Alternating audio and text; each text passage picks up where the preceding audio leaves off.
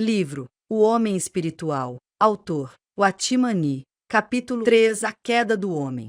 O homem que Deus formou era notavelmente diferente de todos os outros seres criados. O homem possuía um espírito similar ao dos anjos e ao mesmo tempo tinha uma alma parecida com a dos animais inferiores. Quando Deus criou o homem, lhe deu uma liberdade total. Não fez do homem um automato, controlado automaticamente pela vontade de Deus.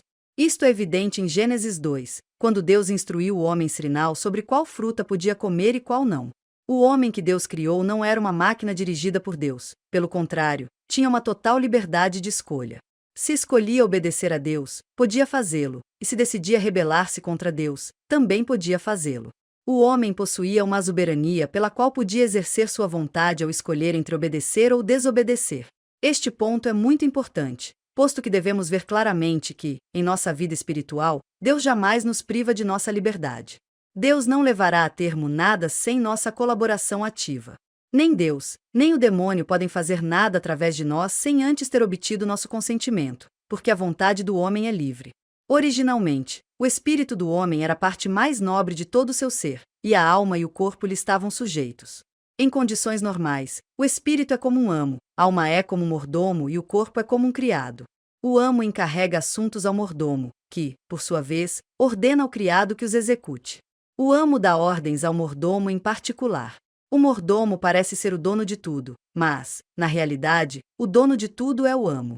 Por desgraça, o homem caiu, foi derrotado e pecou, e em consequência se tergiversou a ordem correta do espírito, da alma e do corpo. Deus outorgou ao homem um poder soberano e concedeu numerosos dons à alma humana. Os mais proeminentes são o pensamento e a vontade, ou o intelecto e a intenção. O propósito srinal de Deus é que a alma humana receba e assimile a verdade e a substância da vida espiritual de Deus. Deus deu dons aos homens para que o homem pudesse receber o conhecimento e a vontade de Deus como deles. Se o espírito e a alma do homem tivessem mantido sua perfeição, sanidade e vigor, seu corpo teria sido capaz de manter-se sem mudança para sempre. Se tivesse decidido em sua vontade pegar e comer a fruta da vida, é indubitável que a própria vida de Deus teria entrado em seu espírito, teria impregnado sua alma, teria transformado todo o seu homem interior e teria passado seu corpo à incorruptibilidade. Então teria estado literalmente de posse da vida eterna. Nestas circunstâncias, sua vida anímica se encheria por completo de vida espiritual e todo o seu ser se teria transformado em algo espiritual. Contrariamente, se inverter a ordem do espírito e da alma, o homem submerge nas trevas e o corpo humano não pode durar muito, mas sim logo se apodrece.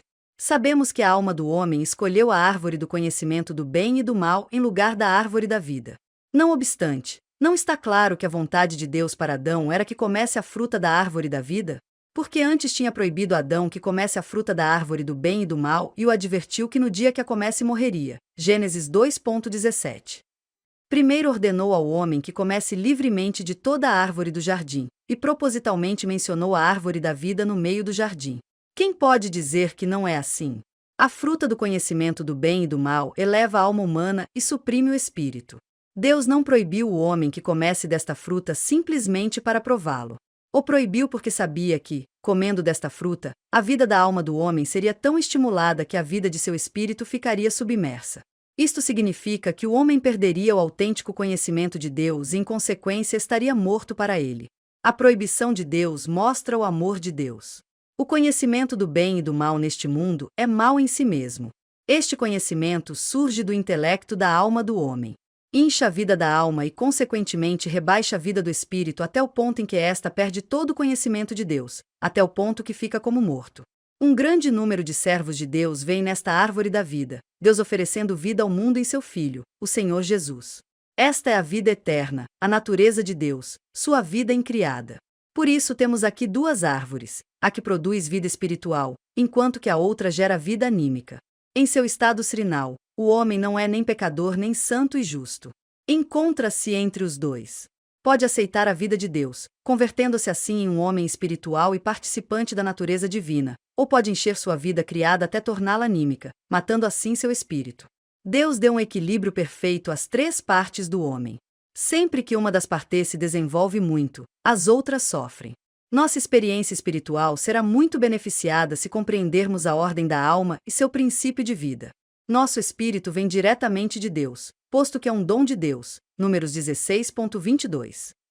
Nossa alma não tem esta procedência tão direta, foi produzida depois que o espírito entrou no corpo.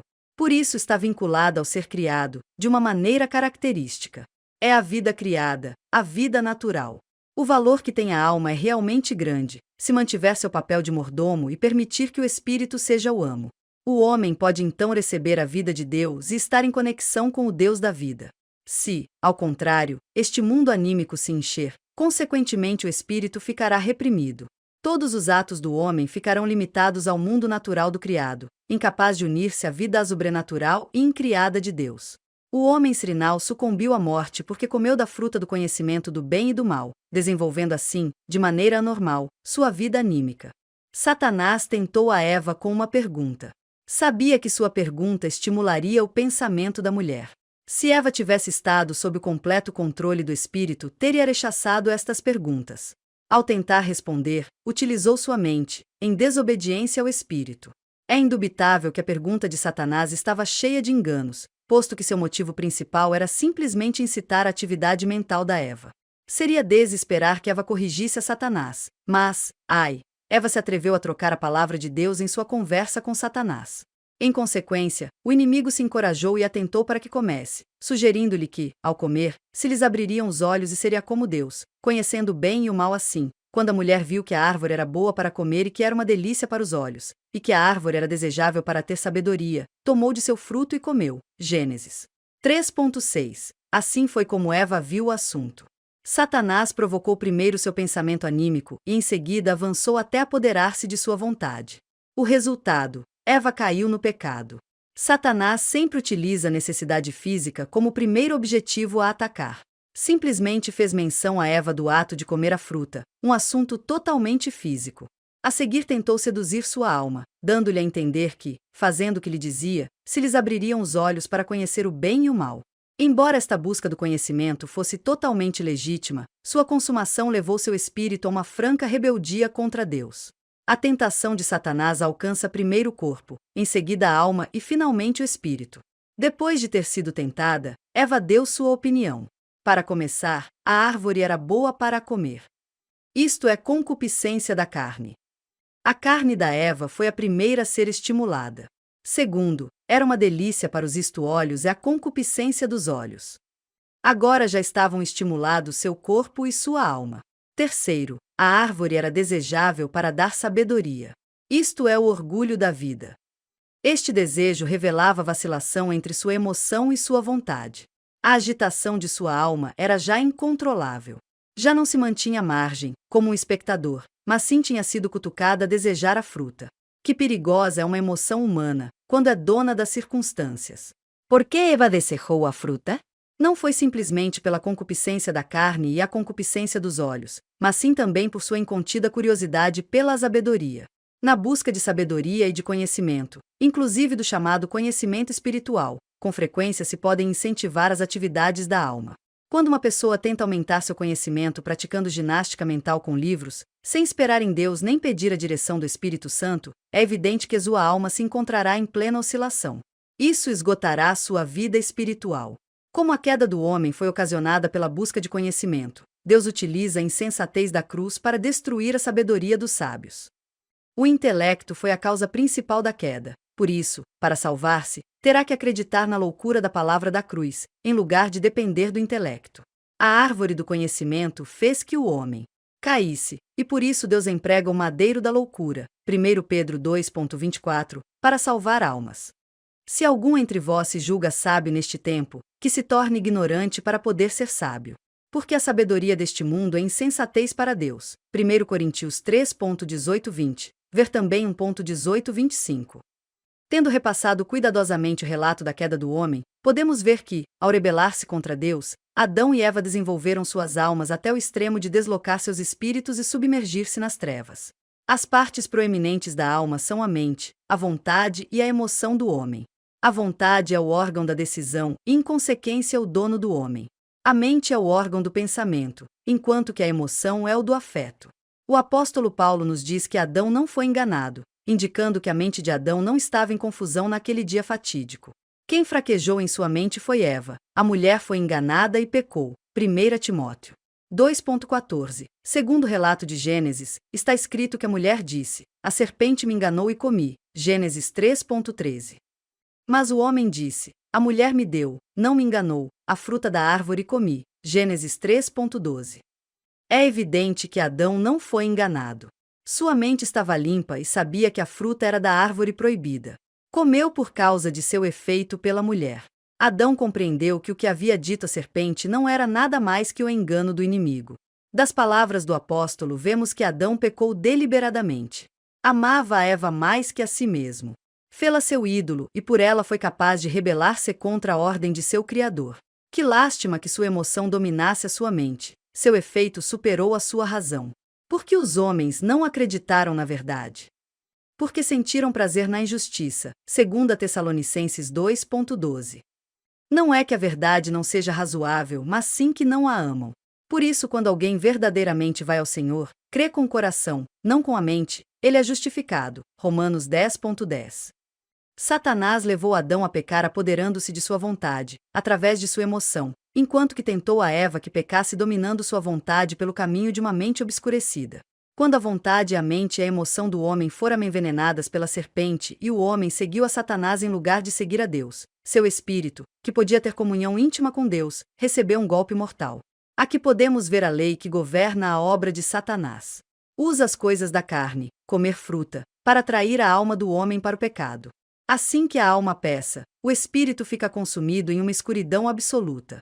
A ordem de seu método sempre é o mesmo, de fora para dentro. Se não começar pelo corpo, então começa trabalhando com a mente ou a emoção para apoderar-se da vontade do homem.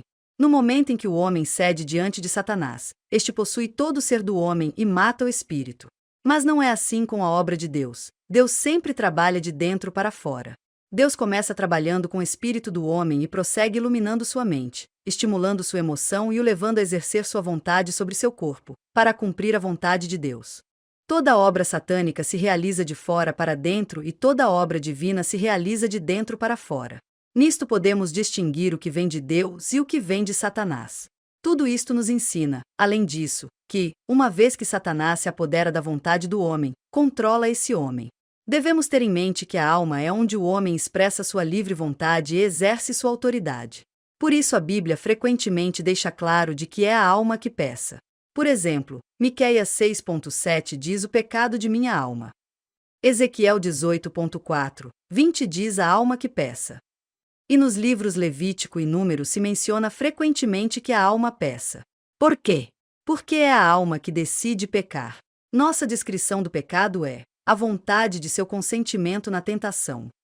Pecar é coisa da vontade da alma e, em consequência, deve haver uma expiação pela alma. Deem oferenda ao Senhor para fazer expiação por suas almas. Êxodo 30,15. Porque a vida da carne está no sangue, e lhe dei isso sobre o altar para fazer expiação por suas almas, porque é o sangue que faz expiação pela alma. Levítico 17,11. Para fazer expiação por nossas almas diante de Jeová. Números 31,50. Como é a alma que peça, depreende-se que a alma é a que tem que receber expiação. E além disso a expiação deve proceder de uma alma. Foi da vontade do Senhor esmagá-lo, fazendo-o enfermar, fará a sua alma uma oferta pelo pecado. Ele verá o fruto do trabalho da sua alma, e ficará satisfeito. Derramou sua alma até a morte, e levou sobre si o pecado de muitos, e pelos transgressores intercedeu. Isaías 53,10-12. Ao examinar a natureza do pecado do Adão, descobrimos que, além da rebelião, também há um certo tipo de independência. Aqui não devemos perder de vista o livre-arbítrio. Por um lado, a árvore da vida implica um sentido de dependência. Naquele tempo o homem não possuía a natureza de Deus, mas se tivesse participado da fruta da árvore da vida teria obtido a vida de Deus e o homem teria podido alcançar seu ápice, possuir a mesma vida de Deus. Isto é dependência. Por outro lado, a árvore do conhecimento do bem e do mal sugere independência, porque o homem procurou por meio do exercício de sua vontade, obter o conhecimento que não lhe tinha sido prometido, algo que Deus não lhe tinha concedido. Sua rebelião declarava sua independência. Rebelando-se, não tinha que depender de Deus. Além disso, sua busca do conhecimento do bem e do mal também mostrava sua independência, porque não estava satisfeito com o que Deus já lhe tinha concedido. A diferença entre o espiritual e o anímico é clara como o cristal. O espiritual depende totalmente de Deus, está plenamente satisfeito com o que Deus dá. O anímico evita qualquer contato com Deus e ambiciona o que Deus não concedeu, em especial o conhecimento. A independência é uma marca especial do anímico. Isto, não importa quão bom seja, inclusive quando adora Deus, é indubitavelmente costume da alma não requerer uma confiança completa em Deus, e em troca, exige dependência da própria força. A árvore da vida não pode crescer dentro de nós junto com a árvore do conhecimento. A rebelião e a independência explicam todo o pecado cometido tanto pelos pecadores como pelos santos. O espírito, a alma e o corpo depois da queda de Adão vivia pelo fôlego de vida que se fez espírito nele. Por meio do espírito, recebia Deus, conhecia a voz de Deus e tinha comunhão íntima com Deus. Era profundamente consciente de Deus. Mas, depois da queda, seu espírito morreu. Quando Deus falou com Adão, antes de mais nada lhe disse: o dia em que dela comer, a fruta da árvore do bem e do mal, morrerá. Gênesis 2:17. Mesmo assim, Adão e Eva viveram centenas de anos depois de ter comido a fruta proibida. Evidentemente, isto indica que a morte que Deus tinha anunciado não era física. A morte de Adão começou em seu espírito. O que é realmente a morte? Segundo a definição científica, a morte é o afastamento da comunicação com o meio ambiente. A morte do espírito é o afastamento de sua comunicação com Deus. A morte do corpo é a interrupção da comunicação entre o espírito e o corpo. Assim, quando dizemos que o espírito está morto, não implica que já não haja espírito. Só queremos dizer que o espírito perdeu sua sensibilidade para Deus e por isso está morto para ele. A situação exata é que o espírito está incapacitado, é incapaz de ter comunhão íntima com Deus. Exemplificando, uma pessoa muda tem boca e pulmões, mas há algo que falta em suas cordas vocais que o impede de falar. No que se refere à linguagem humana, sua boca pode ser considerada morta. De igual maneira, o espírito de Adão morreu por causa de sua desobediência a Deus. Ainda tinha seu espírito, mas estava morto para Deus porque tinha perdido seu instinto espiritual. E continua sendo assim. O pecado destruiu o profundo conhecimento intuitivo que o espírito tinha de Deus tem feito o homem espiritualmente morto. Pode ser religioso, moral, erudito, capaz, forte e sábio, mas está morto para Deus. Inclusive pode falar de Deus, raciocinar a respeito de Deus e pregar sobre Deus, mas continua estando morto para ele. O homem não pode ouvir ou perceber a voz do Espírito de Deus. Em consequência, Deus, no Novo Testamento, chama frequentemente mortos aos que estão vivos na carne. A morte que começou no espírito de nosso antepassado se estendeu gradualmente até alcançar seu corpo. Embora vivesse muitos anos depois de seu espírito ter morrido, mesmo assim a morte trabalhou sem cessar nele até que morreram seu espírito, sua alma e seu corpo. Seu corpo, que poderia ter sido transformado e glorificado, em vez disso voltou para o pó.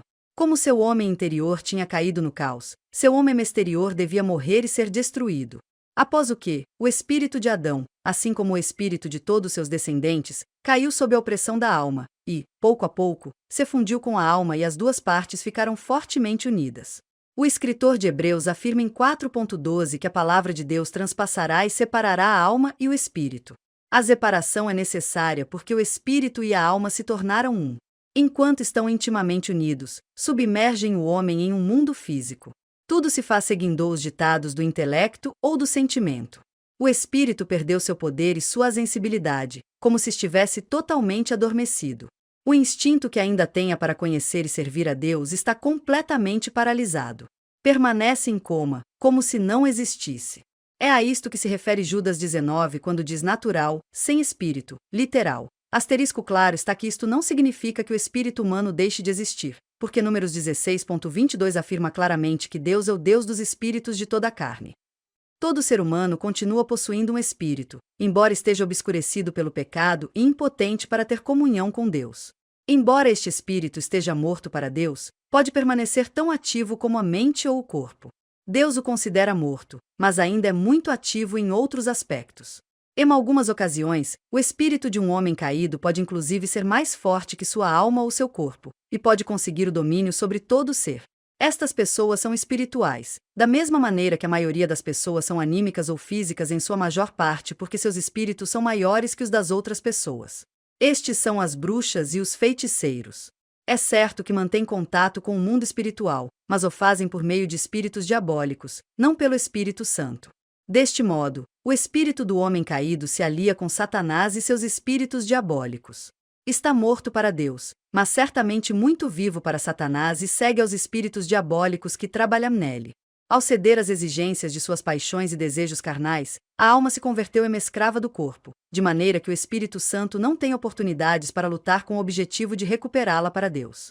Por isso a Bíblia afirma: o meu espírito não permanecerá para sempre no homem, porquanto ele é carne. Gênesis 6.3. A Bíblia diz da carne que é a combinação da alma não regenerada e da vida física, embora a maioria das vezes assinale o pecado que está na carne. Uma vez que o homem está sob o domínio da carne, não tem nenhuma possibilidade de libertar-se. A alma substituiu a autoridade do espírito. Tudo se faz independentemente e segundo os ditados de sua mente. Inclusive em assuntos religiosos, na mais apaixonada busca de Deus, tudo se leva a cabo com a força e a vontade da alma do homem, carente da revelação do Espírito Santo. A alma não é simplesmente independente do espírito, mas, além disso, está sob o controle do corpo. Lhe pede que obedeça, que execute e que satisfaça os desejos carnais, as paixões e as demandas do corpo. Assim, todo filho de Adão não só está morto em seu espírito, mas sim também é da terra, um homem do pó. 1 Coríntios 15.47. Os homens caídos estão sob o domínio total da carne, atuando em resposta aos desejos de sua vida anímica e de suas paixões físicas. São incapazes de ter comunhão íntima com Deus. Às vezes desenvolvem seu intelecto, em outras ocasiões sua paixão, mas o mais frequente é que desenvolvam tanto seu intelecto como sua paixão. Semempecilhos, a carne controla firmemente o homem todo. Isto é o que se expõe no Judas 18:19, escarnecedores, andando segundo as suas ímpias concupiscências. Estes são os que causam divisões, são sensuais, e não têm o espírito. Ser anímico é contrário a ser espiritual. O espírito, nossa parte mais nobre, a parte que pode unir-se a Deus e que deveria governar a alma e o corpo, agora está sob o domínio da alma, essa parte de nós que é mundana em seus motivos e em suas metas. O espírito foi destituído de sua posição srinal. A condição atual do homem é anormal. Por isso é descrito como se não tivesse espírito. O resultado de ser anímico é tornar-se escarnecedor, perseguir paixões ímpias e criar divisões. 1 Coríntios 2.14 fala destas pessoas não regeneradas da seguinte maneira: o homem natural, anímico, não recebe os dons espirituais de Deus porque para ele são loucura, e não pode compreendê-los porque se discernem espiritualmente. Estes homens se encontram sob o controle de suas almas e com seus espíritos reprimidos contrastam totalmente com as pessoas espirituais. Podem ser portentosamente inteligentes, capazes de apresentar ideias e teorias com autoridade, mas não admitem as coisas do Espírito de Deus. Não estão capacitados para receber a revelação do Espírito Santo. Esta revelação é absolutamente diferente das ideias humanas. Os homens podem pensar que o intelecto e o raciocínio humano são todo-poderosos, que o cérebro pode compreender todas as verdades do mundo, mas o veredicto da palavra de Deus é vaidade de vaidades. Enquanto o homem está em seu estado anímico, frequentemente percebe a insegurança desta vida e, em consequência, busca a vida eterna do mundo vindouro. Mas, se o faz, continua sem poder desvelar a palavra de vida com seus muitos raciocínios e teorias. Quão pouco dignos de confiança são os raciocínios humanos. Com frequência observamos como pessoas muito inteligentes se chocam em suas diferentes opiniões. As teorias conduzem o homem facilmente ao engano. São castelos no ar que o afundam na escuridão eterna. Quão certo é que, sem a direção do Espírito Santo, o intelecto não somente é pouco confiável, mas também é extremamente perigoso, porque frequentemente confunde o bom e o mal. Um ligeiro descuido pode provocar, não simplesmente uma perda temporária, mas inclusive um dano eterno. A mente obscurecida do homem frequentemente o leva à morte eterna. Se as almas não regeneradas pudessem ver isso, que bom seria! No entanto, o homem carnal pode controlar outra coisa além da alma. Também pode estar sob a direção do corpo, porque a alma e o corpo estão fortemente entrelaçados. Como o corpo do pecado abunda em desejos e paixões, o homem pode cometer os pecados mais espantosos. O corpo vem do pó e por isso sua tendência natural é para a terra. A introdução do veneno da serpente no corpo do homem converte todos seus desejos legítimos em desejos carnais. Uma vez que a alma cedeu diante do corpo, ao desobedecer a Deus, encontra-se obrigada a ceder sempre. Os baixos desejos do corpo podem desse modo expressar-se através da alma. O poder do corpo se torna tão entristecedor que a alma não pode fazer outra coisa que converter-se em uma escrava obediente. O plano de Deus para o espírito era que tivesse a preeminência, que governasse nossa alma. Mas uma vez que o homem se torna carnal, seu espírito fica escravizado à alma. A degradação aumenta quando o homem se torna corporal, do corpo, porque o corpo, que é mais baixo, sobe até ser o soberano. Então o homem desceu do controle do espírito ao controle da alma, e do controle da alma ao controle do corpo. Cada vez se afunda mais e mais. Que lamentável é quando a carne consegue o domínio. O pecado deu morte ao espírito, por isso a morte espiritual alcança a todos, porque todos estão mortos em pecados e transgressões. O pecado tornou a alma independente, em consequência a vida anímica não é mais que uma vida egoísta e obstinada. Finalmente o pecado deu plenos poderes ao corpo, por conseguinte, a natureza pecadora reina por meio do corpo.